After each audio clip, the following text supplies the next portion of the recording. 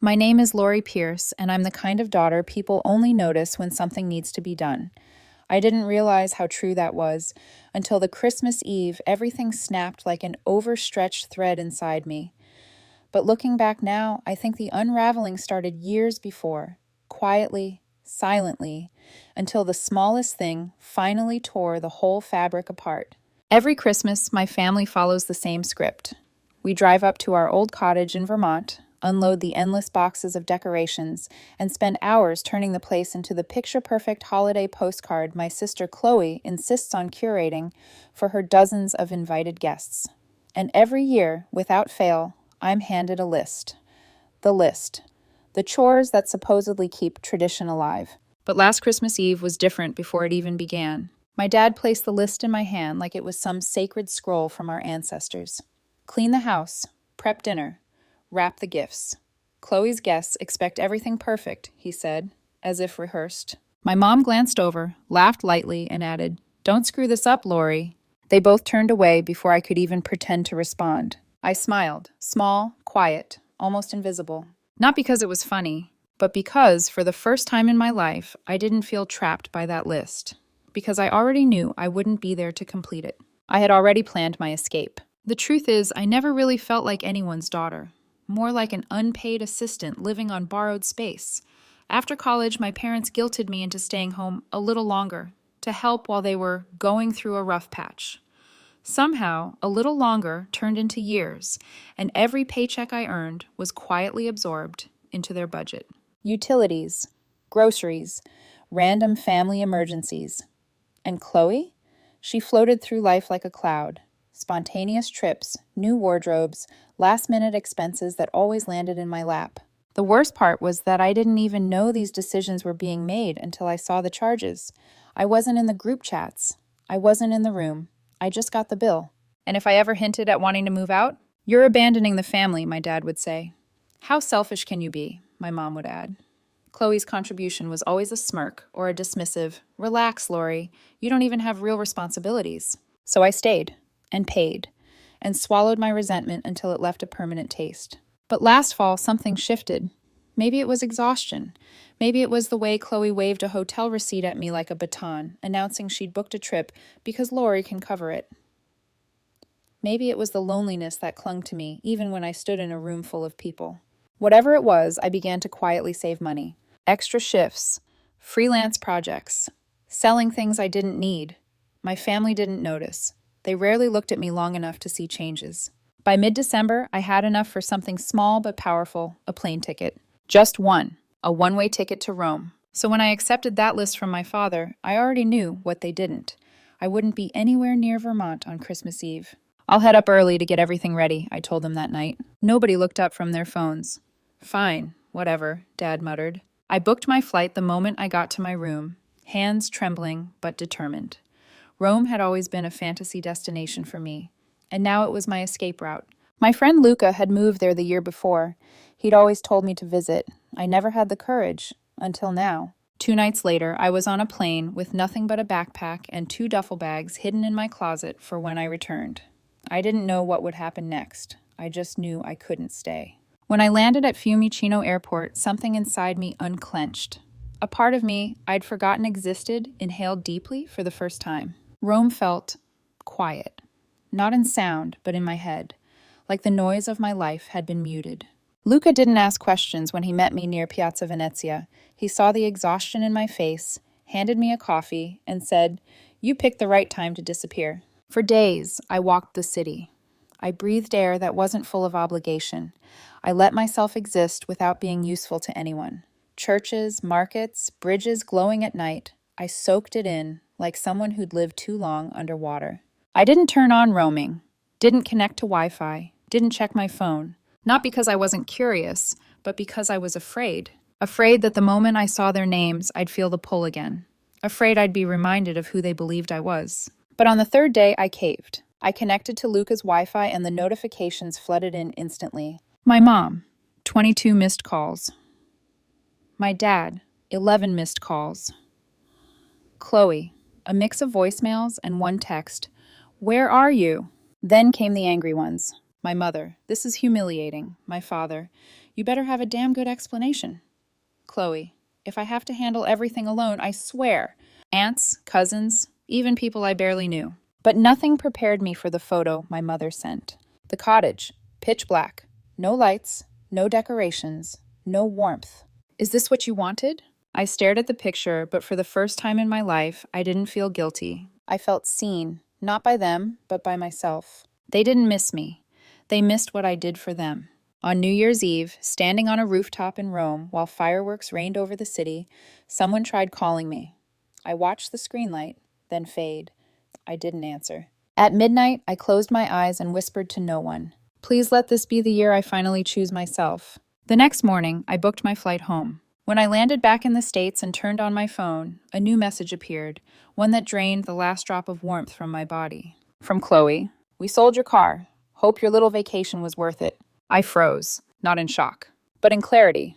This wasn't about disappointment anymore. This was retaliation. And I knew exactly what was waiting for me when I walked through my parents' door. By the time my plane touched down, the sky over the city was the color of dirty snow, gray, heavy, waiting to collapse. I took the shuttle, then a bus, then walked the last few blocks to my parents' house with my coat half-zipped and my small suitcase dragging behind me. The cold didn't bother me. My heartbeat didn't spike. I felt nothing, and somehow, that scared me more than anger ever could. I paused on the porch, staring at the front door I'd walked through thousands of times. The wood looked the same, but I didn't. Not anymore. When I stepped inside, the smell hit first. Something cooking, probably my mom. But the house was too still.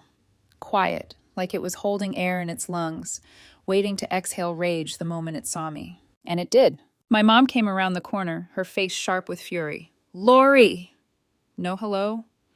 No how was your flight? Just my name hurled like a weapon. My dad followed, jaw clenched. He didn't need to say a word. The disappointment radiating off him felt like stepping into a furnace. He pointed toward the living room like it was a courtroom, and I was already convicted. I sat on the edge of the couch. The cushions felt unfamiliar, like a home I had never been welcome in. Chloe was the last to appear, sliding down the stairs in pajamas and an oversized hoodie, arms crossed, chin lifted. She didn't look scared or worried. She looked inconvenienced. That was the moment I knew. This wasn't a conversation.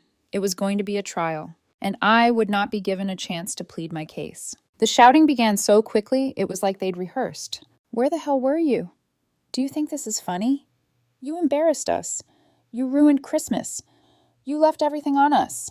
Do you have any idea how many people asked where you were? They didn't want answers. They wanted someone to blame, and I was the easiest target. I sat there for a minute, letting them unload their outrage like buckets of hot tar. Let them twist my absence into an unforgivable sin. Let them paint me as the disaster, the villain, the ungrateful child. Then, quietly, I spoke. I went to Rome. Silence cracked through the room like a lightning bolt. I used my savings, I continued.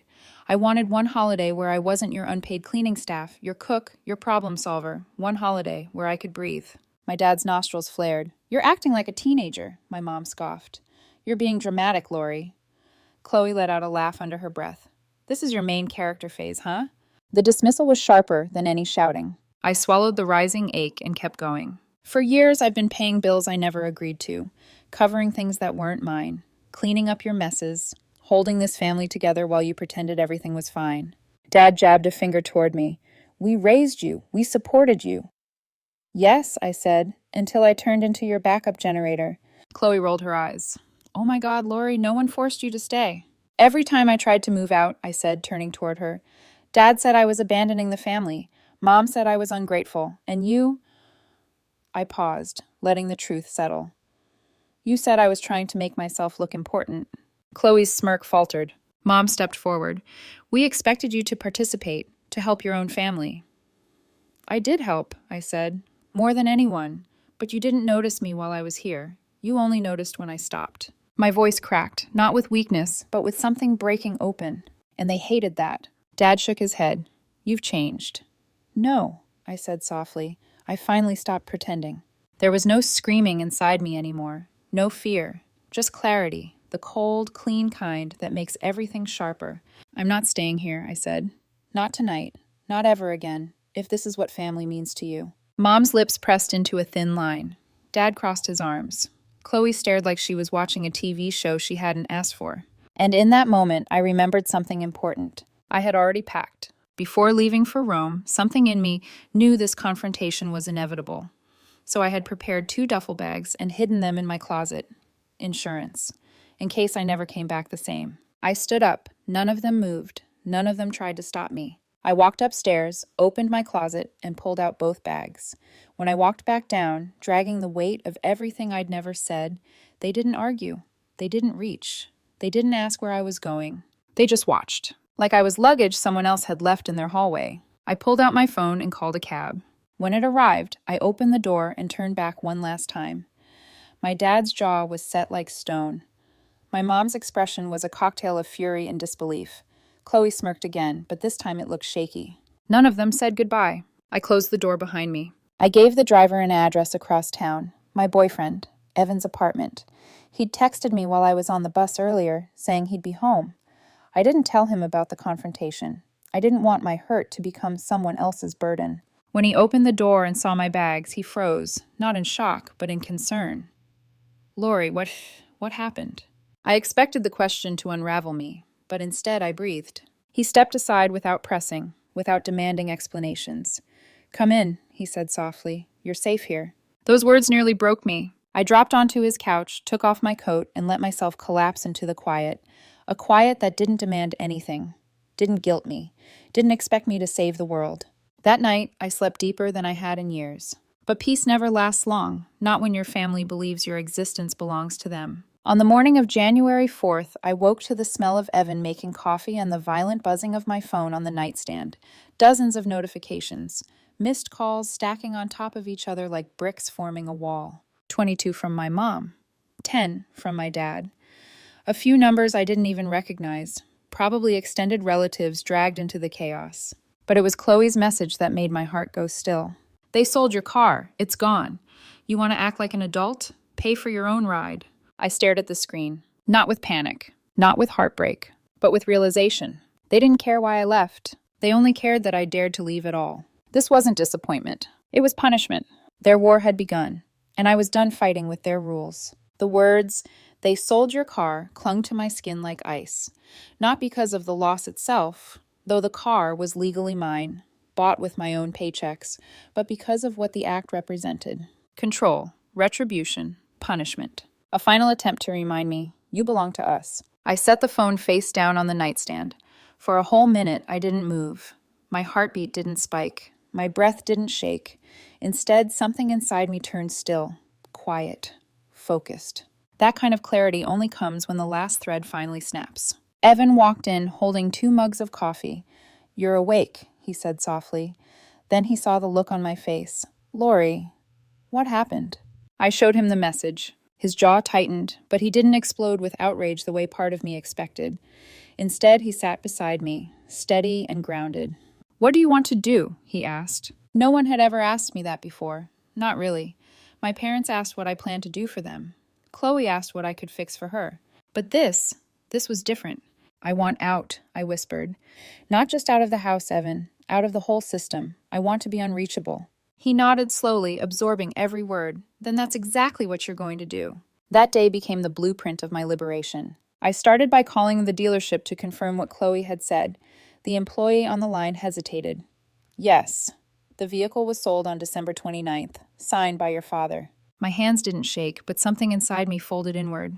Thank you, I said, voice flat, because there was nothing left to feel about it. Next came the technical cuts. I moved every dollar from the joint account into a newly opened personal one. I canceled the joint credit card my mom used like an ATM. I shut down the phone plan my parents controlled and bought a new SIM card. New number, new email, new everything. Each action was like severing a rope I'd been tied to since childhood. When I finally blocked every family number, the silence in my phone felt like oxygen. It was the first time in years I didn't feel watched. 2 days later, I signed a lease for a small, walk-up apartment in a part of town I'd barely visited. Beige walls, creaky floors, windows that rattled when the wind blew, nothing special. But the moment the landlord placed those keys in my palm, something in my chest cracked open. Existence, ownership, autonomy. I wasn't a ghost in someone else's home anymore. I called Evan, and he arrived with takeout and 2 folding chairs, the only furniture I owned, apart from a mattress still in its plastic wrap. That night, we sat on the bare floor, eating lukewarm noodles from cartons and laughing about how Echo Park apartments were basically just charmingly overpriced closets. And for the first time, I allowed myself to let someone in fully. Not as a caretaker, not as a daughter with obligations, but as a person. A whole person finally becoming real. The next morning, I returned to my parents' house one last time, not to reconcile, not to explain, but to retrieve the few belongings that still mattered. The moment I stepped inside, my father started in on me. "You're ruining your life, Lori. You're making a mistake you can't take back." My mother stood with her arms folded. "You're being vengeful, dramatic, selfish." Chloe rolled her eyes dramatically from the staircase. "So this is it? You're leaving forever? Fine. Don't come back asking for help." It almost made me laugh. Help? From them? I picked up my bags, adjusted the strap on my shoulder, and looked each of them in the eye. "I'm not running away from reality," I said quietly. "I'm walking into it." My father opened his mouth to argue again, but I beat him to it. "And if any of you ever cared to know the real me, you would have realized this wasn't sudden. I've been disappearing from this house for years. You just didn't notice until the chores weren't done." My mother's mouth tightened. Chloe scoffed. I stepped past them and closed the door softly behind me. No theatrics, no slamming.